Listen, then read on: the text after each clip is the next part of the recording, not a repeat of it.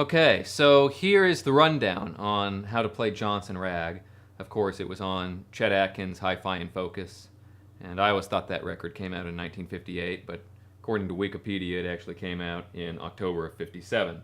So anyhow, one of the great classic solo guitar Chet arrangements, and on that album in particular also, his pickups, his Gretsch pickups were wired out of phase. That's what I've always heard, anyhow. So he always got a great sound, but particularly on that record, it was another great sound. It was a great sound among many great sounds. So again, I'm going through the Strymon El Capistan just to get a little bit of slapback, a little bit of delay, and we'll get the guitar in tune and start taking a look at this section by section. Hey, hey, this is the Johnson Rag.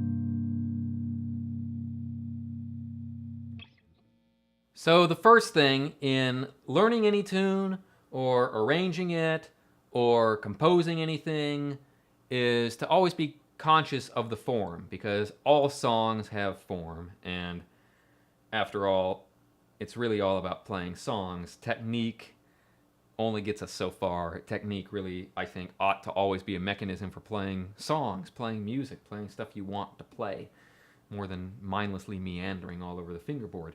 So that just helps a lot of times when we've been playing a long time, or even only a year or two, we start to amass a lot of different musical information in our brain. And in order to keep track of it all and to not have a brain freeze and to be able to work up a lot of different things and remember them and be able to play a lot of different kinds of tunes, it helps greatly to always be aware of what the form is of the particular piece of music you're playing.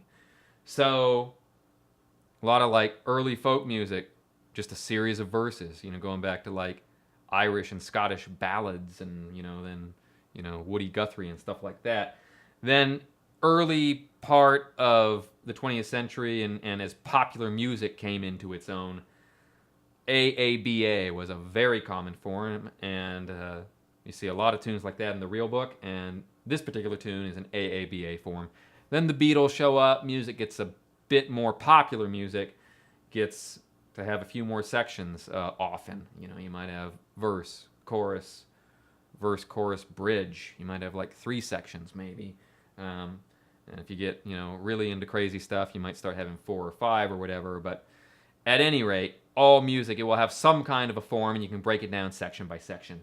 In this piece, it's a pretty standard AABA. Each section is 8 measures long. And so AA, that's a total of 16 bars. Bridge is another 8 bars. Last A section is 8 bars. Again, everything is 8 bars unto itself. So each A section and each B section. So when you go AA, 16 bars. B, only 8.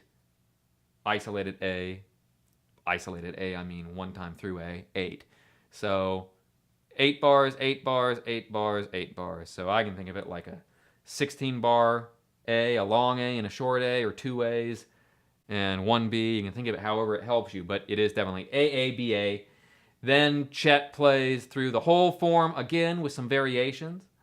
And then he begins on the B section, on the bridge, with a cool little variation that we'll get into depth about, and then ends it with the A section again. So the whole form of his arrangement here is AABA, AABA, BA. And with that in mind, we'll get into each section.